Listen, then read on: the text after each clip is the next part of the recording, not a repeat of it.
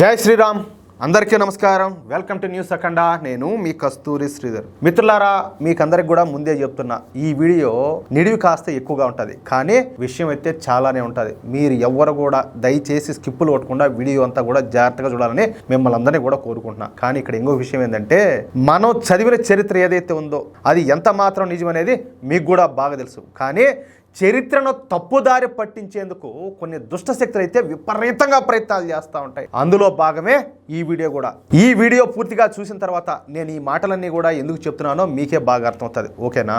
కళ్ళు దాగి నిప్పు తొక్కిన కోతికి కొబ్బరికాయ దొరికినట్టు మన దేశంలో ఉన్నటువంటి చైనా సంతానానికి అమెరికా క్యాపిటలిస్ట్ తయారు చేసినటువంటి గ్రో క్యాప్ దొరికిందనమాట. ఏంటి గ్రో క్యాప్? 100 ఏళ్ల క్రితం పుట్టి ప్రస్తుతం దేశం నలుమూలలా విస్తరించి దేశ సార్వభౌమాధికారాన్ని రక్షించడం కోసం మోడీజీ లాంటి బాధ్యత గల పౌరుల్ని తయారు చేస్తున్నటువంటి సంస్థ ఆర్ఎస్ఎస్, మరియు దాని భావజాలంలోంచి పుట్టుకొచ్చినటువంటి భారతీయ జనతా పార్టీ. ఆ పార్టీ తరపున గుజరాత్ ముఖ్యమంత్రిగా, దేశ ప్రధానిగా గత 23 ఏళ్లుగా పనిచేస్తున్నటువంటి నరేంద్ర మోడీ గారి గురించి సంచలన నిజాలను బయట పెట్టినట్లు వీళ్ళంతా కూడా తెగ సంబరపడిపోతున్నారు. అసలు ఏ యాప్ల కథ ఏంటి, వాటి విశ్వసనీయత ఎంత, ఈ గోకుడు వెనుకున్నటువంటి ప్రమాణాలేంటి, వాటి వెనుకున్నటువంటి కుట్రలేంటో, అసలు నిజాలేంటో తెలుసుకుందాం. ఓకేనా? చాట్ జీపీటీ అనేటటువంటి పేరును మనం ఇప్పుడు బాగా వింటున్నాం కదా. 15 నెలల క్రితం మనకు అందుబాటులోకి వచ్చింది ఈ యాప్. ఆర్టిఫిషియల్ ఇంటెలిజెన్స్ టెక్నాలజీతో వచ్చినటువంటి మొట్టమొదటి యాప్ ఇది. ఇది చరిత్ర గురించి కావచ్చు, సైన్స్ గురించి కావచ్చు, చట్టాల గురించి కావచ్చు, సంఘటనల గురించి కావచ్చు, ఇలా సమస్త రంగాలకు చెందినటువంటి సందేహాలను తీర్చే సమాచారాన్ని క్షణాల్లో మనకు అందిస్తుందన్నమాట.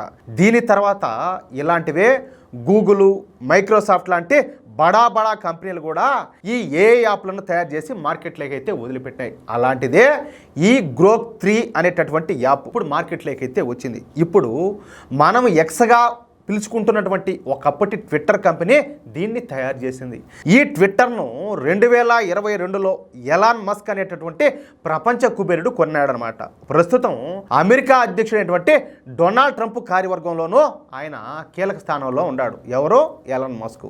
మీకు అందరికి కూడా తెలిసిందే, ఆయన స్వతహాగా వ్యాపారి, అంటే కమ్యూనిస్టుల దృష్టిలో పక్కాగా క్యాపిటలిస్ట్ అనమాట.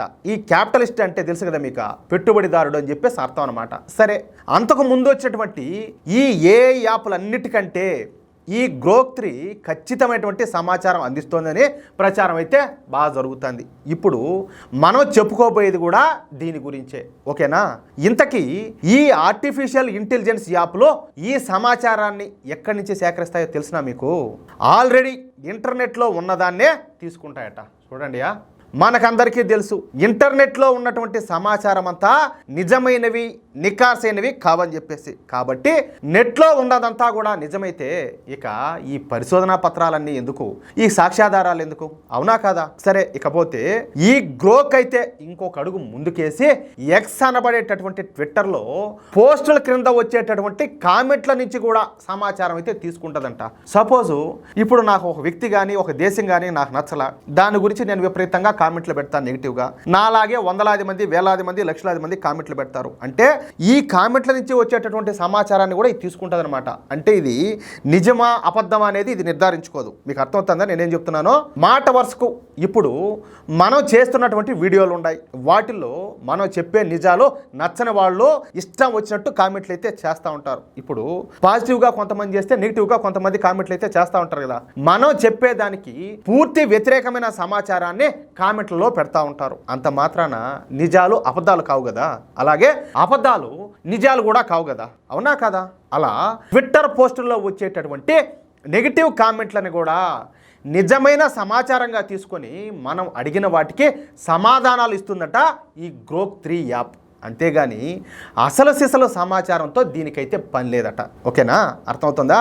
ఈ మాత్రం దానికి ఈ కాలేజీ చదువులు ఎందుకు? ఏటా వేల కోట్ల రూపాయల ఖర్చుతో ఈ పరిశోధనలు ఎందుకు? ఎంచక్క ఈ ఎక్స్లోనో లేకపోతే ఈ యూట్యూబ్ వెబ్సైట్లలోనో మన బుర్రకు తోచిన కామెంట్లు పెట్టుకుంటూ పోతే సరి. అవునా కదా? ఇకపోతే ఆర్ఎస్ఎస్, బీజేపీ మోడీజీల గురించి ఈ గ్రోక్ యాప్ ఏం చెప్పిందో ఒకసారి అయితే చూద్దాం.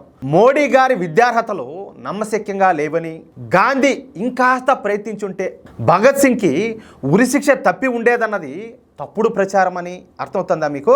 సోనియా గాంధీ బార్లో డాన్సింగ్ గర్ల్గా పని చేయలేదని, కేవలం వెయిటర్గా మాత్రమే పనిచేసిందని, రాహుల్ గాంధీ చాలా విజనరీ ఉన్నటువంటి నాయకుడని, నరేంద్ర మోడీ గారి కంటే రాహుల్ గాంధీనే దేశాన్ని చాలా అభివృద్ధి పదంలో నడపగలడని, ఇంకా ఎన్నో చాలానే చెప్పేసిందంట.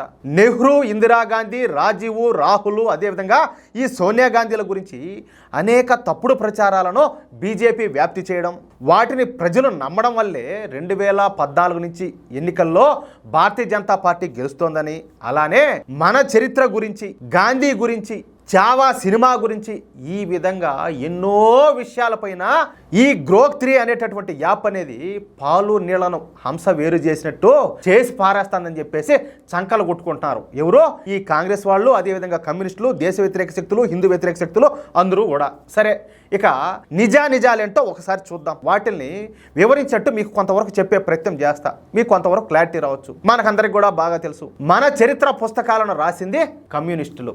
అది ఎలాగో ఆ కథ ఏంటో తెలుసుకుందాం, ఓకేనా? ప్రధానిగా ఉన్నటువంటి నెహ్రూ చనిపోయిన తర్వాత లాల్ బహదూర్ శాస్త్రి గారు ప్రధాని అయినారు. పాకిస్తాన్తో వచ్చినటువంటి యుద్ధంలో ఆయన పోరాట పటిమకు పాకిస్తాన్ అయితే తోక ముడిచి పారిపోయింది. సంధి కుదిర్చే వంకతో ఆయనను రష్యాకు పిలిపించారు. తాష్కెంట్లో చర్చలు జరుగుతుండగానే ఆయన అనుమానాస్పదంగా మృతి చెందినారు.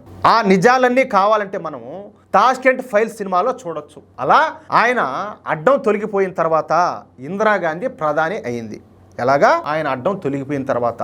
లాల్ బహదూర్ శాస్త్రి గారి మరణంలో కుట్ర ఉందన్నది మాత్రం వాస్తవం. సరే, ఇకపోతే తన పార్టీలో తన తండ్రితో కలిసి స్వాతంత్ర సమరంలోనూ, పార్టీలోనూ, ప్రభుత్వంలోనూ పనిచేసినటువంటి నీలం సంజీవ్ రెడ్డి గారు, అదేవిధంగా నిజలింగప్ప గారు, కామరాజ్ గారు, అతుల్య ఘోష్ గారు వంటి పెద్ద పెద్ద కాంగ్రెస్ నాయకుల మాటలో నేను వినేదేంటి అన్న అహంకారంతో వాళ్ళందరినీ కూడా కంట్రోల్ చేయడం కోసం 1969లో జరిగినటువంటి రాష్ట్రపతి ఎన్నికల్లో కాంగ్రెస్ పార్టీ తరఫున అభ్యర్థిగా నిలబడ్డ నీలం సంజీవ్ రెడ్డి గారికి వ్యతిరేకంగా పోటీ చేయడానికి వివి గిరి గారిని ప్రోత్సహించి ఆత్మ ప్రబోధానుసారం ఓటేయమని చెప్పేసి కాంగ్రెస్ అధ్యక్షురాలి హోదాలో ఇందిరాగాంధీ కాంగ్రెస్ పార్టీ ఎంపీలు, ఎమ్మెల్యేలకు పరోక్షంగా సంజీవ్ రెడ్డి గారిని ఓడించమని చెప్పేసి హుకుం జారీ చేసింది. దాంతో ఆయన ఓడిపోయినారు. చూడండి, ఇక విధి లేక కాంగ్రెస్ పార్టీలో వెన్నుముక వ్యక్తిత్వం ఉన్నటువంటి ఎంపీలు, సీనియర్ నాయకులతో పాటే పార్టీని అయితే వదిలేసి వెళ్ళిపోయినారు.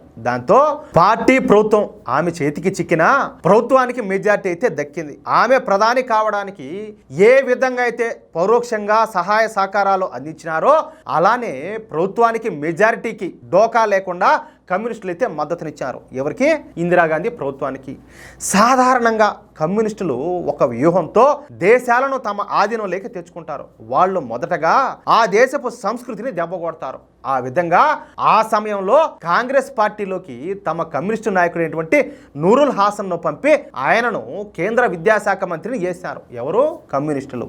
ఇక అక్కడి నుంచే వాళ్ళ అజెండా అమలు కావడం మొదలైంది. రాజ్యాంగ పిటికలోకి చేర్చడానికి అంబేద్కర్ గారు తిరస్కరించినటువంటి సెక్యులరిజం, సోషలిజం అనే పదాలను చొప్పించే వ్యూహానికి అక్కడి నుంచే పునాదులు వేసుకుంటా వచ్చినారు. లేచిన దగ్గర నుంచి ఆధునిక సైన్సే మా దేవుడిని డబ్బా కొట్టుకునేటటువంటి కమ్యూనిస్టు అజ్ఞాన వేదిక మేధావులు మన దేశ చరిత్ర రచనలో మాత్రం ఎక్కడా కూడా ఏ మాత్రం కూడా శాస్త్రీయత అయితే పాటించాల, తిమ్మిని బమ్మిని చేసి వదిలిపెట్టారు. ఇప్పుడు మనం చదువుకుంటున్న చరిత్రలో శాస్త్రీయత అనేది భూతద్దం వేసి వెతికినా కూడా ఎక్కడా కూడా దొరకదు. ఎక్కడి దాకానో ఎందుకు?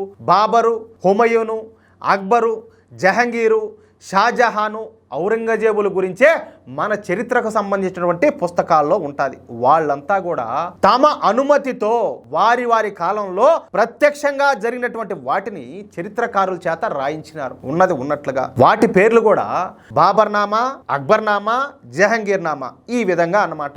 ఇంతకన్నా వారి గురించి రచన చేయడానికి ఇంకేం ఆధారాలు కావాలా? కానీ ఈ కమ్యూనిస్టులు వీటిని పక్కన పెట్టడం కాదు కదా, ఏకంగా దాచేసినారు. ఎందుకనంటే ఆ గ్రంథ గ్రంథాల్లో ఆ దుర్మార్గులు చేసినటువంటి దారుణాలన్నీ కూడా చాలా వివరంగా ప్రస్తావించబడినాయి. అందుకే వాటిని పూర్తిగా పక్కన పెట్టేశారు. అలాగే పృథ్వీరాజ్ చౌహాను, మహారాణా ప్రతాపు, ఛత్రపతి శివాజీ మహారాజ్ వంటి యోధుల గురించి మాట మాత్రం కూడా ప్రస్తావన కూడా చేయలే. వాళ్ళు కోరుకున్నటువంటి కోణంలో చరిత్ర రచన అయితే చేసినారు. అంటే వాళ్ళకు నచ్చినట్టుగా అర్థమవుతుందా? దీంతో బ్రిటిష్ వాడి కుట్రతో మొదలైనటువంటి మన చరిత్ర రచనా విధ్వంసం నెహ్రూ డిస్కవరీ ఆఫ్ ఇండియాతో 1000 తల్ల వేసింది. దీంతో ఇందిరాగాంధీ హయాంలో కమ్యూనిస్టుల ఆక్టోపస్ కౌగిలిలో పూర్తిగా చరిత్ర అయితే నలిగిపోయింది. వాళ్ళ ప్రాధాన్యాలను బట్టి మన చరిత్ర రచన అయితే జరిగింది. సరే, ఇకపోతే ఓవైపు టెక్నాలజీ బాగా పెరిగి ఇంటర్నెట్ వచ్చి ప్రపంచంలో ఎక్కడేం జరిగినా కూడా క్షణాల్లో తెలిసిపోతున్న తరుణంలో స్వతంత్ర చరిత్ర పరిశోధకులు పెరిగి సునిశ్చితంగా చరిత్రలోని కీలకమైనటువంటి నిజాలను, దారుణాలను, దుర్మార్గాలను సోషల్ మీడియా వేదికలపైన విస్తృతంగా ప్రచారం చేయడం మొదలయ్యేసరికి ఈ కమ్యూనిస్టుల యొక్క గుండెల్లో గుబులు రేగిపోయింది. ఈ యథార్థాలను ఎదుర్కొనే దమ్ము, ధైర్యం వాళ్లకు ఎలాగూ లేవు. అలా అని చెప్పేసి చేతులు కట్టుకొని కూర్చోలేకపోతున్నారు. మనకు తెలుగులో సామెత ఒకటి ఉండదు కదా, తిట్టే నోరు తిరిగే కాలు ఊరికే ఉండదు అని చెప్పేసి. ఆ విధంగా దిక్కుతోచక దిమ్మెరపోయి గోదాట్లో కొట్టుకుపోతున్నటువంటి ఈ కమ్యూనిస్టు ప్రాణాలకు గ్రో కనబడేటటువంటి ఒక కుక్క తోక దొరికింది. దాన్ని పట్టుకొని గోదావరి దాటదామని చెప్పేసి దున్నపోతు నుంచి పాలు పితుకుదామని చెప్పేసి ఇప్పుడు ప్రయత్నాలన్నీ కూడా చేస్తున్నారు. ఇకపోతే ఆర్టిఫిషియల్ ఇంటెలిజెన్స్ బుద్ధి కూడా దానిని నడిపించేటటువంటి మనిషి యొక్క మనస్తత్వాన్ని బట్టే పనిచేస్తుందని చైనా డీప్ సీక్ యాప్ కథ చదివితే చక్కగా అర్థమైపోతుంది. కమ్యూనిస్టుల యొక్క కబ్జాలో చిక్కినటువంటి ఏ దేశంలోనైనా సరే వాళ్ళు ప్రకటించినటువంటి సమాచారమే ఫైనల్, దాంట్లో మార్పే ఉండదు.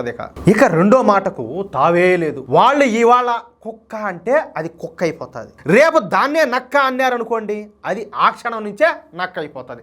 అట్లుంటుంది వాళ్ళతోని. ఓకేనా? అలాంటి చైనా అనేటటువంటి కమ్యూనిస్టు పత్తిత్తు గారు కూడా ఇటీవల డీప్ సీక్ పేరుతో ఇలాంటి ఏఐ యాప్ను రిలీజ్ చేసింది. అది కూడా చాలా వేగంగా సమాచారం ఇచ్చింది. కానీ మనం చైనా గురించి ఏ సమాచారం అడిగినా తనకు తెలియదని చెప్పేసి దాటేసింది. అర్థమవుతుందా? ఎందుకంటే అది చైనా తయారు చేసినటువంటి యాప్ కాబట్టి. సరే, ఉదాహరణకు మీకు ఒక ఎగ్జాంపుల్ చెప్తా. 1989లో చైనాలోని టియాన్మెన్ స్క్వేర్లో స్వేచ్ఛ కోరుతూ విద్యార్థులు భారీగా నిరసనలు అయితే చేశారు. దాంతో నియంతృత్వ చైనా కమ్యూనిస్టు ప్రభుత్వం వాళ్లను బుల్డోజ్ చేసి వేలాది మందిని నిర్దాక్షిణ్యంగా చంపేసింది. వేలాది మందిని, ఒకరినిద్దరినో 10 మందినో కాదు, వేలాది మందిని నిర్దాక్షిణ్యంగా చంపేసింది. అలానే సాంస్కృతిక విప్లవం పేరుతో 1948లో కమ్యూనిస్టు మావో చైనాలో లక్షలాది మందిని చంపేశాడు. పిచ్చుకుల వల్ల, వేటి వల్ల? చిన్న చిన్న పిచ్చుకుల వల్ల ఆహార ధాన్యాలు భారీగా నష్టపోతున్నామని దేశంలో పిచ్చుక అనేది లేకుండా చంపేశారు. ఎక్కడ? చైనాలో. పాము తన గుడ్లని తానే తింటుందట, పులి తన బిడ్డల్ని తానే తింటుందట. అలానే కమ్యూనిస్టులు తమ పౌరుల్ని తామే చంపేస్తారు. ఇక ఇలాంటి కఠిన వాస్తవాల గురించి సమాచారం అడిగితే ఆ చైనా వాడు తయారు చేసేటువంటి ఈ డీప్ సీక్ యాప్ సమాధానం చెప్పకుండా ముఖం చాటేస్తూ ఉండడంతో దాని బతుకు అందరికి కూడా అర్థమైపోయింది. అర్థమవుతుందా? దీనితో ప్రపంచ ఏఐ మార్కెట్లో దాని మీద విశ్వసనీయత కలగల. సరే, కరోనా తర్వాత అసలు చైనా మీదే ప్రపంచానికి నమ్మకం పోయింది కాబట్టి అది తయారు చేసేటువంటి టెక్నాలజీలను ప్రపంచం అయితే పక్కన పెట్టేస్తుంది. ఎందుకంటే చైనా అంటేనే నమ్మకం లేకుండా పోతుంది అనమాట. అసలు చైనా పేరే మనం విన్నాం అనుకో, అది డూప్లికేట్ అని చెప్పేసి, అది ఒక వస్తువుని చూసినా అంతే, లేకపోతే చైనాని చూసినా అంతే. చైనా అంటేనే డూప్లికేట్ అని చెప్పేసి పర్యాయ పదం అనమాట. అవునా కదా? ఇకపోతే టెక్నాలజీ ఎంత అభివృద్ధి చెందినా దానిని వాడే ఇలాంటి తుచ్చుల వల్ల సమాజానికి మేలు జరగకపోగా సరి చేయలేనంతటి కీడు జరుగుతుందని ఇంతకన్నా రుజువులేం కావాలా? అవునా కదా? ఇంతకన్నా రుజువులేమన్నా కావాలనా? అందుచేత తమ కుట్రలు కుతంత్రాల అమలు కోసం ఇప్పుడు క్యాపిటలిస్టులు అంటే ఈ పెట్టుబడిదారులు తయారు చేసినటువంటి గ్రోక్ని పట్టుకొని ఊగులాడటం మొదలుపెట్టారు. అంటే మారిచుల్లాగా మారువేషాల్లో తమ చీకటి పనులు చేస్తున్నారన్నమాట. మీరందరూ కూడా రోబో సినిమా చూసే ఉంటారు. అందులో రజనీకాంత్ తయారు చేసినటువంటి మంచి చిట్టి కాస్త, అంటే ఆ రోబో పేరు చిట్టి అనమాట, ఆ మంచి చిట్టి కాస్త విలన్ చేతికి చిక్కి ఆ చిప్ మార్చేసరికి అదే చిట్టి దేశానికి పెద్ద కీడులా తయారైంది. అలా ఇప్పుడు ఈ ఆర్టిఫిషియల్ ఇంటెలిజెన్స్ యాప్లు కూడా ఈ కమ్యూనిస్టు అలాగే కాంగ్రెస్ అష్టావక్రుల చేతికి చిక్కి ప్రపంచానికి పెద్ద కీడులా తయారైనాయి. చిన్నప్పుడు తెలుగు పాఠాల్లో జగమెరిగినటువంటి బ్రాహ్మణునికి జంధ్యమేళ, ముంజేతి కంకణానికి అద్దమేళ అని చెప్పేసి 2 సామెతలు అయితే చెప్పుకునేవాళ్ళం. నరేంద్ర మోడీ గారు అసలేమీ చదవకపోయినా సరే దేశానికి వచ్చేటువంటి పెను ప్రమాదం ఏందంటాలే, ఆయన ప్రపంచమే మెచ్చినటువంటి నాయకుడు.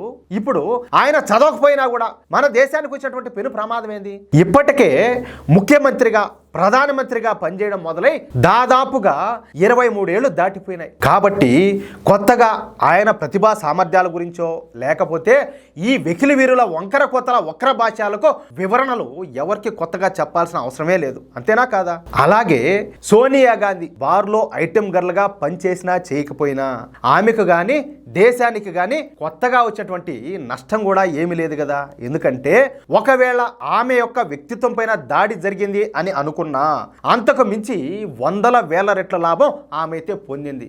అది ఎలానయ్యా అంటే మన్మోహన్ సింగ్ను తెర మీద చూపించి 10 ఏళ్ల పాటు భారతదేశాన్ని తన కనుసన్నల్లో నడిపించింది సోనియా గాంధీ. వేలాది కోట్ల విలువ చేసేటటువంటి నెహ్రూ మరియు ఇందిరా రాజీవ్ల ట్రస్ట్లు అలాగే ఢిల్లీలో అత్యంత ఖరీదైన ప్రదేశాల్లో 100 ఎకరాల్లో పరుచుకున్నటువంటి వారి సమాధులపైన పెత్తనం ఇప్పటికీ ఈ సోనియా గాంధీ చేతుల్లోనే ఉండాలి. ఎంతమందికి ఇంతటి అదృష్టం పడుతుంది చెప్పండి? నిన్న మొన్న ఈడీ 600 కోట్ల రూపాయలు విలువైనటువంటి నేషనల్ హెరాల్డ్ ఆస్తుల్ని జప్తు చేసిందన్న వార్తలు మీరు కూడా వినే ఉంటారు. మన న్యూస్ అఖండాలో కూడా చెప్పుకున్నాం. అలానే ఈ వ్యక్తిత్వం పైన దాడి ఆమె ఒక్కరిపైనే జరగల, అర్థమవుతుందా? అంతకంటే ఎక్కువగా నరేంద్ర మోడీ గారి పైన కూడా జరిగింది. కాబట్టి సెంటిమెంట్ ప్లే చేసి భంగపడ్డమే కానీ ప్రయోజనం అయితే ఎంత మాత్రం కూడా లేదు. కానీ దేశానికి అర్జెంటుగా తెలియాల్సిన నిజాలు ఏమిటంటే దేశ ప్రధాన ప్రతిపక్ష నేత హోదాలో ఉండి మోస్ట్ మెచ్యూర్డ్ పొలిటీషియన్ గా ఈ గ్రోక్ యాప్ చేత కితాబు పొందినటువంటి రాహుల్ గాంధీ అదే పనిగా వియత్నాంకు అదే విధంగా విదేశాలకు ఎందుకు వెళ్తున్నాడు? ఆ పర్యటనల్ని ఎందుకు రహస్యంగా ఉంచుతున్నాడు అంటే ఆయన విదేశీ పర్యటనకు పోకూడదన్నది కాదు ఇక్కడ ఉద్దేశం. ఆ పర్యటనల్ని ఎందుకు రహస్యంగా ఉంచుతున్నాడు అనేదే ఇక్కడ విషయం. దాని గురించి కాంగ్రెస్ పార్టీ ఎందుకు చెప్పడం లేదు? కొన్ని వారాల పాటు దేశానికి తెలియకుండా ఎక్కడెక్కడో గడిపి రావడం దేశ భద్రతకు మంచిదేనా అన్న విషయాలను ఈ గ్రోక్ని ఎవరూ అడగకపోవడం చాలా చాలా విచిత్రంగా ఉండాలి. ఎందుకంటే ఆయన కేవలం ఒక పార్టీకి సంబంధించినటువంటి వ్యక్తి మాత్రమే కాదు, మన దేశానికి ప్రతిపక్ష నేత కూడా. అది అందరూ కూడా గుర్తుపెట్టుకోవాలా. నిజానికి ఈ వాస్తవాలు తెలియకపోవడం వల్ల దేశానికి పెను ప్రమాదం పొంచి ఉందన్నది నిర్వివాదాంశం. అయితే ఇలాంటి ముఖ్యమైనటువంటి విషయాలను అడగకుండా 60% ఫేక్ ఫాలోయర్స్తో సోషల్ మీడియా అకౌంట్ రన్ చేస్తున్నాడని చెప్పేసి నిర్ణయం చేసుకుని మన ప్రధాని అయినటువంటి నరేంద్ర మోడీ గారి పైన తాడు బొంగరం లేని ప్రశ్నలు అడిగి అంతోటి ఘనత వహించినటువంటి ఈ గ్రోక్ యాప్ని ఇలా చిల్లరగాళ్ల లెక్కన వాడుకోవడాన్ని బట్టి వీళ్ళ మానసిక ఆరోగ్యాన్ని డాక్టర్ల చేత చెక్ చేయించాల్సిందే. అవునా కాదా? నేను చెప్పేది మీకు వాస్తవం చెప్పి అనిపిస్తుందా లేదా? అలా వాళ్ళని ఊరికైతే వదిలేయకూడదు, ఎవరికైనా ఖచ్చితంగా చూపించాలా. లేకపోతే ఎక్స్ యాప్లో దాదాపు 11 కోట్ల మంది ఫాలోవర్లు ఉన్నటువంటి మన ప్రధాని నరేంద్ర మోడీ గారి కన్నా కేవలం 2.7 కోట్ల మంది ఫాలోవర్లు ఉన్నటువంటి రాహుల్ గాంధీనే మెరుగైన నాయకుడు అని చెప్పేసి ఈ గ్రోక్ చెప్పిందంటే అర్థమేంటి? ఎక్స్లో సమాచారాన్ని కూడా తమకి అనుకూలంగా మార్చేసుకున్నారనేగా అర్థమవుతుందా మీకు? సరే, ఇకపోతే 4 అనా కోడికి 12 అనా మసాలా అన్నట్లు ఈ తప్పుడు కథనాలకు సర్దార్ పాపారాయుడు సినిమాలో రకరకాల వేరియేషన్స్తో ఎన్టీఆర్ ఇచ్చేటువంటి బిల్డప్లు ఇస్తున్నారు ఈ చైనా పుత్రులు. ఎన్ని చేసినా భంగపడుతూనే ఉండారు. ఇటుక మీద ఇటుక పేర్చి శ్రద్ధగా గోడగట్టినట్లు తప్పుడు కథనాలు అల్లి ప్రజల్ని మరోసారి దగా చేయాలనుకున్నా అతడు సినిమాలో చూసారా మీరు? అతడు సినిమాలో శివారెడ్డి చస్తే సీఎం అవుతాను కానీ ఆయన్ను చంపితే నేరస్తుడవుతానన్న చిన్న లాజిక్ మర్చిపోయినటువంటి కోటా శ్రీనివాసరావు గారి లాగా వీళ్ళు కూడా లాజిక్ అయితే మిస్ అయిపోయినారు. పాశ్చాత్య సంగీతపు పెను తుఫానుకు రెపరెపలాడుతున్న సాంప్రదాయ సంగీతపు జ్యోతిని ఒక కాపు కాయటానికి తన చేతులు అడ్డు పెట్టినటువంటి ఆ దాత ఎవరో వారికి 100,000 వందనాలు అర్పిస్తున్నాను అని చెప్పేసి శంకరాభరణం సినిమా క్లైమాక్స్లో శంకర శాస్త్రి గారు అంటారు. ఆ విధంగా మన దేశంలో ఆరిపోయే దశలో ఉన్నటువంటి విదేశీ కాంగ్రెసు కమ్యూనిస్టు జ్యోతులను అమెరికా క్యాపిటలిస్టు యాప్ను అడ్డుపెట్టి ఒక కాపు కాయడానికి పాపం ఈ చైనా బిడ్డలు తెగ ఆరాట పడిపోతున్నారు. సూటిగా చెప్పాలంటే అయ్యవారిని చేయబోయి తామే కోతుల్లాగా తయారైనారంట. తెలుసా మీకు? ఏది అయ్యవారిని చేయబోయి తామే కోతుల్లాగా తయారైనారంట. దుస్సాహసానికి ఒడిగట్టి నిండా తామే మునిగిపోయినారు. అలాంటిది కాకి బంగారం వంటి కమ్యూనిస్టులు మన దేశ చరిత్ర రచనలో చేసినటువంటి ద్రోహం, అశాస్త్రీయత, అవాస్తవాలు, అబండాలు ఒక్కొక్కటిగా అన్ని కూడా బయటకు వస్తున్నాయి. అందుకని చెప్పి ఇక నుంచి ముఖ్యమైనటువంటి చారిత్రక నిజానిజాలను, చరిత్ర గురించి ఓనమాలు తెలియనటువంటి ఆవారాగాళ్ళు కామెంట్లు నిర్ణయం చేయాలని చెప్పి ఈ కమ్యూనిస్టు మరియు కాంగ్రెస్ క్షుద్ర పూజారులు వీక్షకులకు చేతబడి చేస్తున్నారు. బాగా ఆలోచించండి, అర్థం చేసుకోండి. నరేంద్ర మోడీ గారిని తలుచుకొని వణికిపోతున్న ఈ లేచి సరిగ్గా నిలబడలేనటువంటి అష్టావక్రులు ఈ గ్రోక్యాప్ ఇస్తున్నటువంటి సమాచారంతో జాతీయవాదులు ఉలిక్కి పడుతున్నారంటూ ప్రగల్భాలు పలుకుతున్నారు. చూడండి, ఇంతకంటే దారుణం ఇంకేమైనా ఉంటుందా? ఇంకా నిశ్చితంగా గమనిస్తే మన దేశానికి కాంగ్రెస్ కమ్యూనిస్టు మారీచుల మనుగడ మాయమైపోయేటటువంటి తరుణం ఆసన్నమైందని చెప్పేసి తేలిపోయింది. ఇండస్ట్రియల్ రెవల్యూషన్ నుంచి పుట్టుకొచ్చి క్రమంగా ప్రపంచంలోంచే కనుమరుగవుతున్నటువంటి కమ్యూనిజం చేత అదే స్థితికి చేరుకున్న కాంగ్రెస్ పార్టీ తయారు చేయించిన అబద్ధపు భారతదేశ చరిత్రను మరికొంతకాలం బతికి బట్ట కట్టించాలన్న దింపుడు గళ్ళ ఆశతో డిజిటల్ రెవల్యూషన్ లోంచి పుట్టుకొచ్చిన ఈ క్యాపిటలిస్ట్ కర్ణపిశాచిని ఆవాహన చేసుకున్నారు ఈ దగుల్బాజీ చైనా పుత్రులు. ఎలాగూ మన దేశంలో ఈ 56 ఏళ్ల యువనేత అయినటువంటి రాహుల్ గాంధీ ప్రధాని అయ్యే ఛాన్స్ లేదు కదా. మరో పక్కన పాకిస్తాన్ అతలాకుతలం అయిపోతుంది. కాబట్టి తక్షణమే ఈ రాహుల్ గాంధీను పాకిస్తాన్కు ప్రధానిని చేయిస్తే ఎలా ఉంటుందంటారు? నేను ఈ మాట ఎందుకంటున్నానంటే ఈ రాహుల్ గాంధీ నరేంద్ర మోడీ గారి కంటే మేధావి కదా ఈ గ్రోక్యాప్ 3 చెప్పిన ప్రకారం. కాబట్టి తిండికి కూడా తికాణా లేకుండా అడక్క తింటున్నటువంటి ఈ పాకిస్తాన్కు ఈయన గారిని ప్రధాని చేస్తే ఆ దేశం బాగా అభివృద్ధి పదంలో నడుస్తుంది కదా. అవునా కాదా నేను చెప్పేది? లేదా కనీసం ఈ గ్రోకి సీఈఓగా అయినా చేయండి. నేను ఈ మాటలేమి ఊరికే అండంలే. ఇప్పుడు మీకు ఒక ఎగ్జాంపుల్ చెప్తా. అల్లోపతి వైద్యంలో ఎండి స్థాయిలో పాథాలజీ, రేడియాలజీ వంటి ఉన్నత చదువులు చదివినటువంటి వాళ్ళు స్వయంగా అత్యాధునికమైనటువంటి పరికరాలతో చేసేటటువంటి ఎక్స్రే కావచ్చు, సిటీ స్కాన్ కావచ్చు, ఎంఆర్ఐ స్కాన్ మరియు రక్త పరీక్షలు వంటి వైద్య పరీక్షల రిపోర్టులు విధిగా క్లినికల్ కోరిలేషన్ అంటే వైద్యపరమైనటువంటి సహ సంబంధాన్ని రికమెండ్ చేస్తాయి. మీకు ఇంకా అర్థమయ్యేలా చెప్పాలంటే అంత నిర్ధారించేటువంటి పరీక్షా ఫలితాలు కూడా రోగిని పరీక్షించినటువంటి డాక్టర్ నిర్ణయానికే జై కొడతాయి. ఎందుకంటే ఎంత స్పష్టంగా రిపోర్ట్స్లో తెలుస్తున్నా రోగిని పరీక్షించి వారి శరీర లక్షణాలు అదేవిధంగా సూచనలు బట్టే రోగాన్ని నిర్ధారించాలన్నది వైద్య శాస్త్రం పాటించేటటువంటి ప్రోటోకాల్. అర్థమవుతుందా? ఇక్కడ భారతీయ జనతా పార్టీని అదేవిధంగా ఆర్ఎస్ఎస్ను వాట్సాప్ యూనివర్సిటీ అని చెప్పి వెక్కిరించేటటువంటి పొగరబోతులారా, బీజేపీ అదేవిధంగా ఆర్ఎస్ఎస్ పెట్టే ప్రతి పోస్టుకు చారిత్రక ఆధారాలు ఉన్నాయి, ఉంటాయి కూడా. మరి ఈ కమ్యూనిస్టు బడుదాయిలు చెప్పేటటువంటి చరిత్రకు ప్రామాణిక ఆధారాలను చూపించగలరా అని అడుగుతున్నా. కార్బన్ డేటింగ్లు, కాల పరీక్షకు నిలబడ్డ సాక్ష్యాలను కాదని కేవలం 15 నెలల క్రితం పుట్టుకొచ్చినటువంటి ఈ ఆర్టిఫిషియల్ ఇంటెలిజెన్స్ యాప్లు మన చరిత్ర నిర్ణయిస్తాయా? ట్విట్టర్ వంటి ఈ సోషల్ మీడియా పోస్టుల్లో వచ్చేటటువంటి కామెంట్లతో సమాచారం ఇచ్చే ఈ గ్రోక్ యాప్ ప్రామాణికమా? ఈ గ్రోక్ యాప్ తీసుకునేటటువంటి ఎక్స్ కామెంట్లకు ఆధారాలను ప్రదర్శించగలరా? అదేమైనా కొమ్ములు తిరిగినటువంటి శాస్త్రీయ చరిత్రకారుడా అది? ఏం చెప్పండి, ఒకసారి ఆలోచించండి. ఇంతకీ ఎవరిది వాట్సాప్ యూనివర్సిటీనో ఇప్పటికైనా మీకు అర్థమయ్యే ఉండాలా. ఓకేనా మిత్రులారా?